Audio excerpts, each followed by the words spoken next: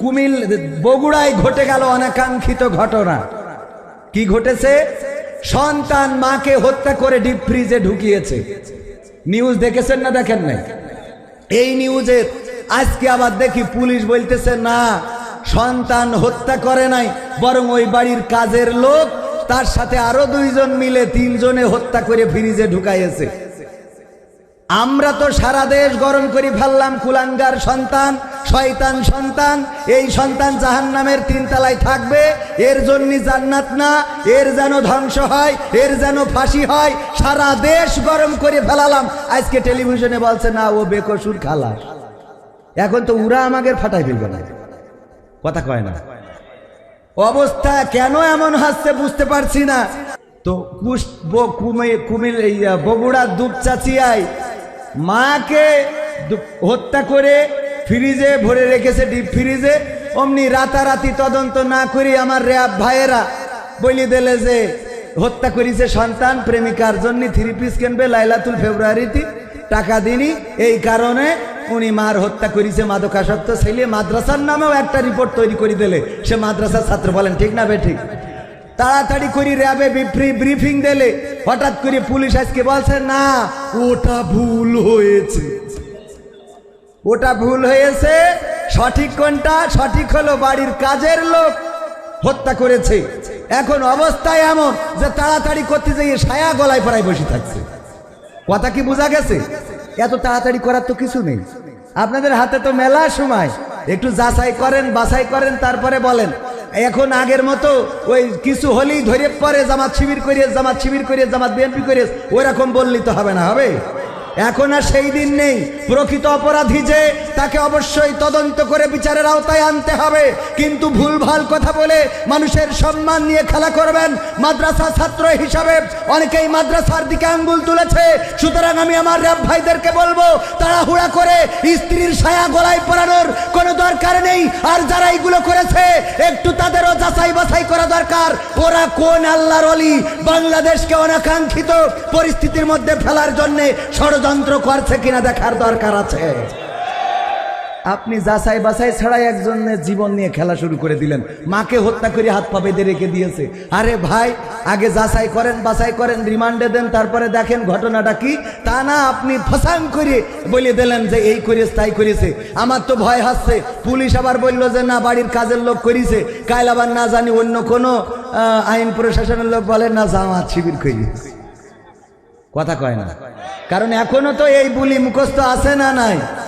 জামাত শিবির করেছে বলার লোক আছে না নাই? আল্লাহ হেদায়েত নসিব করে দিন, বলেন আমিন। ভাইরা আমার, আবার ষড়যন্ত্র হচ্ছে উপদেষ্টাদের নিয়ে। বশির সাহেব কেন উপদেষ্টা? আকিজ পরিবারের সন্তান। বাবারে তারা 10 ভাই, 1 ভাই আওয়ামী লীগের এমপি হয়েছে, এটা ঠিক আছে। বাকি 9 জন তো জামাত ইসলামের এমপি হতে পারে। এরা পারে না? পারে না। 1 ভাই আওয়ামী লীগ করে বলি সব ভাই আওয়ামী লীগ করে। আর এগুলো আমাদের এই যে এইগুলো কিন্তু ওরা কাটি মারতেছে, এটা বুঝতে হবে। বললো কাটি করতেছে, বুঝতে হবে। ষড়যন্ত্রে পা দেয়া যাবে না, মনে থাকবে।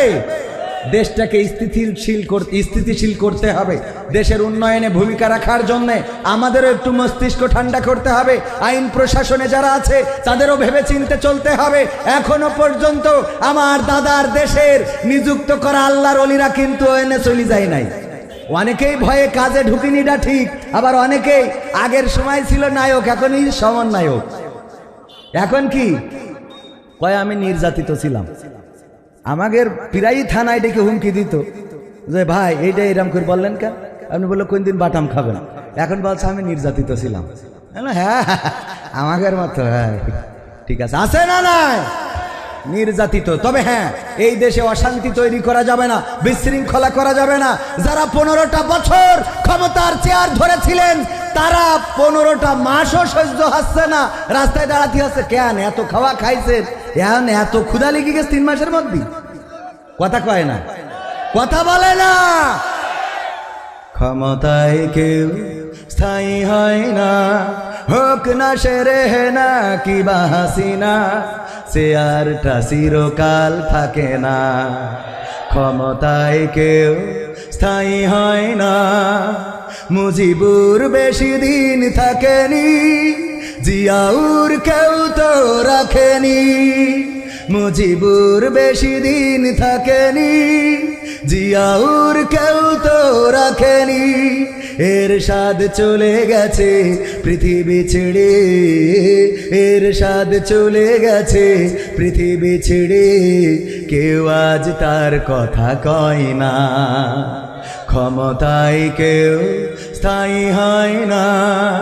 হাসিনা ক্ষমতা ধরে রাখতে আয়না ঘর বানিয়েছিল, জনগণের রোশানলে দাদার দেশে পালিয়ে গেল। হাসিনা ক্ষমতা ধরে রাখতে আয়না ঘর বানিয়েছিল, জনগণের রোশানলে দাদার দেশে পালিয়ে গেল। ডিবি হারুনের পাশে আর, ডিবি হারুনের পাশে আর পরিমণিদের দেখা যায় না। ঠিক না বেঠে? এই যুবকেরা বলে না ঠিক না বেঠে? এই পাশের লোক বলে না ঠিক না বেঠে? এখন আর তাদের পাশে সুন্দরী সুন্দরী রমণীগুলো আর যায় না, আর যায় না। আবার বঙ্গবন্ধুর স্ত্রীর চরিত্রে অভিনয় করল তিশা। আপনারা তারা নাম জানেন কি? ফেরদৌস না কি যেন, ইমরোজ তিশা। এই তিশার স্বামীর নাম হলো কি? মোস্তফা সরোয়ার ফারুকী। একদিকে বঙ্গবন্ধুর স্ত্রীর চরিত্রে অভিনয়, আবার আর একদিকে এই আল্লাহর ওলি উপদেশটাও হয়। মানে গাছেরটাও খাবে, তলারটাও কুড়াবে। একটা ওই দিকে একটা এই দিকে, তাও অসুবিধে নেই। আমি বললাম হইতেই পারে, সবাই কপালে তো আর হেদায়েত জোটে না। লুত আলাইহিসসালামের স্ত্রীর ওর কি কপালে হেদায়েত ছিল? ছিল না। নূহ আলাইহিসসালামের স্ত্রীর কপালে হেদায়েত ছিল। তা মোস্তফা সরোয়ার ফারুকী ধরি নিশ্চয় ওর আবুল হেদায়েত দান করিয়েছে, ওর স্ত্রী এখনো ওখানে আছে। হইতে পারে না? পারে না? আমরা সুযোগ দিতে চাই এই দেশের উন্নয়নে, দেশ সংস্কারে, দেশের মানুষের জন্য আপনারা এমন কিছু করবেন যেটা দৃষ্টান্তমূলক হয়ে থাকবে। কিন্তু এমন কিছু যেন না হয় যে এই বাংলাদেশে তর্ক বিতর্ক করতে করতে আবার আমার দিদি চট করে ঢুকে পড়ে। কথা কয় না? এমনি তো না থেকে তাই বাইরেতে বলছে খেলা হবে। ঠিক না বেঠে? ওগো আমার ভাইয়েরা, যারা আওয়ামী লীগ করেন মনে করতে পারেন আপনাদের সাথে আমাদের দ্বন্দ্ব আছে না? নাই। আপনাদের সাথে দ্বন্দ্ব নাই। আপনারাও রাজনীতি করেন, কোনো অসুবিধা নাই। আপনারা রাজনীতি করবেন, মিছিল করবেন, মিটিং করবেন, কোনো আপত্তি নাই। কিন্তু কয়েকদিন আগে ওয়াজ করতে আসলাম, হতে দিচ্ছিলেন না কেন? ওয়াজ করতে আসলাম, হতে দিচ্ছেন, তাহলে সমস্যা না? আবার দেখে দেখে যতগুলো হুজুর আছে সবগুলোর নামে মামলা আছে না? নাই। যেই কটা দাড়িওয়ালা টুপিওয়ালা এই বাংলাদেশে, যেইগুলো ইতিহাস শ্রেষ্ঠ আলেম, সেই আলেমগুলোর হাতে হাত কড়া লাগাইছে না? লাগায় নাই। হাত কড়া লাগালো মামুনুল হকের হাতে, হাত কড়া লাগালো আমির হামজার হাতে, ফাঁসির কাস্টে ঝুলালো মতিউর রহমান নিজামী, ফাঁসির কাস্টে ঝুলালো আমাদের কামারুজ্জামান, আলী হাসান, মোহাম্মদ মুজাহিদ, কাদের মোল্লা সহ এই বাংলাদেশকে যারা ভালো চেয়েছে, যারা বাংলাদেশকে প্রকৃত অর্থে ভালোবেসেছে, তাদেরকে ফাঁসির কাস্টে ঝুলিয়েই ক্ষান্ত হয় নাই। কোরআনের পাখি আল্লামা দেলোয়ার হুসাইন সাইদি 13টা বছর কারারুদ্ধ করে রেখে ক্ষান্ত হয় নাই। এই মানুষটাকে আবার অসুস্থতার কথা বলে জেলখানা থেকে বের করে নিয়ে যে আবার ইনজেকশন পুশ করে তাকে শহীদ করে আল্লাহর কাছে পাঠিয়ে দিয়েছে না? দেয় নাই? ওগো আমার ভাইয়েরা, এই কোরআনের পাখিকে হত্যা করা হলো, আলেম ওলামাদেরকে কারারুদ্ধ করা হলো। হক কথা বলে যারা, তাদের নামে কারো নামে 20টা, কারো নামে 25টা, 30টা, অথচ সন্ত্রাসীরা ওপেন ঘুরে বেড়ায়। কত ধর্ষক, তারা ধর্ষণ করে সেঞ্চুরি পালন করেছে না? করে নাই? ধর্ষণ করে সেঞ্চুরি পালন করলো। পরিমণি যখন জেলখানায় গেল, জেলখানায় যাওয়ার সময় হাতে মেহেদি নাই, আর যখন বের হইল হাতে মেহেদির রং। ওরা যখন জেলখানায় যায় হাতে মেহেদির রং, আর আমার কোরআনের পাখিরা যখন জেলখানায় যায় তখন বের হওয়ার সময় হুইল চেয়ার, না হইলে হাতের লাঠি আছে না? নাই। এক দলের হাতে মেহেদি আর এক দলের হাতে লাঠি, এক দলের হাতে মেহেদি আর এক দল কেন হুইল চেয়ারে করে বের হয়? কথা কয় না? এইগুলো নিয়ে প্রশ্ন তোলার দরকার আছে না নাই? আপনারা এমন অন্যায় করেছেন যে অন্যায়ের কারণে নাখোশ হয়েছেন কে? জুলুমের সীমা যখন ছাড়িয়ে যায় কার সাহায্য চলে আসে? জুলুমের সীমা ছাড়িয়ে গেলে আল্লাহর সাহায্য আসে। সেটা ফেরাউনের জীবনী যদি পড়েন পাওয়া যায় না, যায় না। ফেরাউন যখন মুসা আলাইহিস সালামের সাহাবীদেরকে নিয়ে পিছু নিল, মুসা আলাইহিস সালাম যখন চলে গেল নদীর কিনারায়, সাগরের কিনারায় পৌঁছে গেল, ফেরাউন জানে আর পালাবার কোনো পথ নাই, বঙ্গোপসাগরের কিনারায় আছে। এবার হয় পানিতে চুবানি খাবে, না হয় আমাদের হাতে মারা যাবে। মুসা আলাইহিস সালামের সাহাবীরা বলল, ওগো মুসা, বিপদে ফেলে দিলেন আপনি আমাদেরকে। কেন বিপদে ফেললাম? এমন রাস্তায় নিয়ে এসেছেন যেই রাস্তার আর কোনো শেষ নাই। এখন মৃত্যুকে আলিঙ্গন করা ছাড়া আমাদের কোনো রাস্তা নাই। মুসা আলাইহিস সালাম বললেন, আল্লাহ আমাকে বলেছেন লা তাকনাতু মির রাহমাতিল্লাহ, আল্লাহর রহমত থেকে নিরাশ হয়ো না। এখন আমরা আল্লাহর রহমত প্রত্যাশী। বলল, কি করে আল্লাহর রহমত আর পাবো? এখন তো হয় নদীতে চুবানি খাবো, না হয় ফেরাউনের বাহিনীর ঘোড়ার পদতলে পিষ্ট হয়ে মারা যাব। মুসা আলাইহিস সালাম বললেন, টেনশন করো না, টেনশন করো না, আমাদের অভিভাবক হিসাবে আছেন কে? জোরে বলেন, আছেন কে? আল্লাহ আমাদের অভিভাবক আছেন। আল্লাহ অভিভাবকের দায়িত্ব নিয়েছেন না, দেন নাই? দায়িত্ব নিলেন। মুসাকে বললেন, হাতে কি লাঠি, বাড়ি মারো পানিতে। পানিতে বাড়ি মারলো, রাস্তা হয়ে গেল কয়টা? মুসা আলাইহিস সালাম সাহাবীদের নিয়ে পার হয়ে গেল। আর ফেরাউন এসে বলছে, এটা আমার বাবার স্বপ্ন ছিল। এটা আমার কার স্বপ্ন? বাবার স্বপ্ন যে পদ্মা সেতুর মাঝখান দিয়ে রাস্তা হবে। এই জন্যে তোমরা নামো নামো, কোনো অসুবিধা নাই। যেই মাঝ বরাবর আসলো, আল্লাহ রাব্বুল আলামিন বললেন কুন ফায়াকুন, হয়ে গেল। আল্লাহ বললেন হও, পানি একত্রিত হও, ফায়াকুন হয়ে গেল সাথে সাথে। আর মুসা আলাইহিস সালাম আর ফেরাউনের বাহিনী ওরা ওই পানিতে চুবানি খেয়ে মারা যেতে লাগলো। ফেরেশতা জিবরাইল আল্লাহর নবীকে বললেন, ওগো নবী, ওগো নবী, আমি ফেরাউনকে লাথি দিয়েছিলাম মৃত্যুর সময়। কেন লাথি দিয়ে পানিতে চুবিয়ে দিয়েছিলাম? এই জন্যে আমার আল্লাহর এমন দয়া, এমন মায়া, যদি এই ফেরাউন ওই মুহূর্তে যদি তওবা করতো, আমার আল্লাহ হয়তো ক্ষমা করে দিত। এই জন্য আমি তাড়াতাড়ি ডুবাই দিয়েছি, তাকে মর, তারপরে যা হইবে না। বোঝেননি? আমাদের দেশে এরম আল্লাহর ওলি আছে না নাই? ক্ষমতা ছাড়তেই পারিনি, আগে দেশের তে বাইরে দিয়েছে, কথা আগে যা, তারপর যা হইবে না। পাঠাইছে না পাঠাই নাই? ওগো আমার ভাইয়েরা, আল্লাহর রহমত, আমরা আল্লাহর রহমত থেকে নিরাশ হতে পারি না। আল্লাহর রহমত এসে যায় যখন জুলুমের সীমা অতিক্রম করে।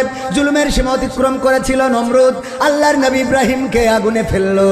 আগুনে ফেলার পরে চিন্তা করলো, আরাম করে দেখবো, সরাসরি সম্প্রচার দেখবো। পায়ের উপরে পা তুলে দিয়ে তারপরে চেয়ার নিয়ে বসলো, আর হুকো টানতেছে যে আজকে কেমন করে ইব্রাহিম জলে পড়ে এইটা দেখবো। এই দেখার জন্যে যখন টেলিভিশন অন করেছে, এরপরে দেখলো সরাসরি সম্প্রচার হচ্ছে। কি সম্প্রচার হচ্ছে? আল্লাহ বললেন, ইয়া নারু কুনি বারদাও ওয়া সালামান আলা ইব্রাহিম। আল্লাহ বললেন, ও আগুন, তুমি আমার ইব্রাহিমের জন্য ঠান্ডা আরামদায়ক হয়ে যাও। আর আগুন আরামদায়ক হয়ে গেল, ফুলবাগান হয়ে গেল। নমরুদ সরাসরি সম্প্রচার ৭১ টিভিতে, সময় টিভিতে দেখছিল। দেখতে দেখতে দেখে কি হচ্ছে, ডাকি কথা কয় না। ওরে বাবা, তখন না হয় ছিল না, এখন আছে না নাই? এখনকার জামানা হইলে ওই ৭১ও থাকতো, সময় টিভিও থাকতো, ইন্ডিপেন্ডেন্ট থাকতো। আর ওই টেলিভিশনে বসে বলতো, পুলিশে তো ভালো পারফরমেন্স করছে, ডিডি ডুম, তোমরা পাইতে চাও না কেন? কথা কয় না, তোমরা পাইতে চাও না। এই একই কথা, কথা কিন্তু একই। ফেরাউন বলছে, নমরুদ বলছে, এই আগুন, এই সব জায়গায় পুড়াই, তুই পাচ্ছিস না কেন? তোকের পারফরমেন্স খারাপ কেন? আগুনের জবান আল্লাহ খুলে দিল, বলছে পারফরমেন্স খারাপ কিনা তুই আয় দেখাচ্ছে। এই সময়ও বলেছে, পুলিশদের বলছে যে তোকের তো পারফরমেন্স ভালো। এই আর্মি, আপনারা কি ব্যাপার? হ্যাঁ হ্যাঁ হ্যাঁ হচ্ছে না কেন? কয়েস না কয় না? অনেকে আবার বলবেন হুজুর তো কোরআনের তে কথা কয় না, তো একের কথা, কথা কয় না। আব্রাহা কাবার বিকল্প কাবা বানালো, বানাইছে না বানাই নাই? কাবার বিকল্প কাবা। এই কাবাটা ছিল, যেহেতু সে খ্রিস্টান ছিল, গির্জা, সেই গির্জা বানাইয়ে বলল আমার ক্ষমতা আছে, আব্দুল মুত্তালিবের ক্ষমতা নাই, সুতরাং তোমরা কেউ কাবাতে আর তাওয়াফ করতে যাবা না, আর কাবাতে হজ করতে যাবা না, তোমাদের হজ করতে হবে। এই যে গির্জা বানিয়েছি, এই গির্জায় কেউ তো হজ করতে গেলই না, বরং যারা কাবা প্রেমিক অনেকেই আছে যে ওর গির্জায় পায়খানা করে রেখে আসলো। এইটা দেখার পরে ওর মাথা বিগড়ে গেছে যে আহারে এই কাবায়, এই আমার এই কাবায় কেন পায়খানা করলো, এটা তো মানা যায় না, এটা তো মানা যায় না। কি করতে হবে? এই কাবা যদি রক্ষা করতে হয় তাইলে আগে ওই কাবা ধ্বংস করা লাগবে। সিদ্ধান্ত নিছিল না নেয় নাই? আমাদের দেশেও দেখেন জাতির পিতার নাম কি? ইব্রাহিম জাতির পিতা। হঠাৎ করে যদি কেউ বলে আমরা ইব্রাহিমের ছাড়া জাতির পিতা মানি না, তখন বলে তোমার আমরা বাইরে রাখবো, এটাও হবে না, তোমারও ঢুকালা। কথা কয় না, এ কোয়ানে আসলাম রে। মনিরামপুরি এখনো দুটো না তিনটে দাওয়াত আছে, তা আপনারা এরকম করে কথা করলি তো আমার ওয়াজ করা হবেন না, এমনি পারি না। আরো যদি আপনারা কি হইয়েছে কি কন, ডান পাশে গাড়িতে রাস্তা ব্লক হয়ে গেছে, গাড়ি নির্দিষ্ট জায়গায় রাখার জন্য আহ্বান করছি। এনে কি লিখেছে, এত কাগজ কখন পড়বো? রাস্তার উপর মোটরসাইকেল ক্লিয়ার করার বিষয়, মাঠের মধ্যে হইতে মোটরসাইকেল সরানো। এই আপনাকে জায়গায় এইসব মোটরসাইকেল মাইকেল আছে সব বেশি ফেলে এই রাস্তায়। আমার ভাইয়েরা আপনারা রাস্তাটা ব্লক করেন না, শোনা ও অনেক ভাই দাঁড়ানো, এনে দাঁড়াবে না তো বসার তো জায়গা নেই, তো এনে এসে করবে কি? হ্যাঁ, আরে আমার সোনা পাখিকে বসার জায়গা নেই। ও ভাই, একটু বসার জায়গা করার দরকার ছিল। এই পাশে আরো কিছু চটের ব্যবস্থা করেন।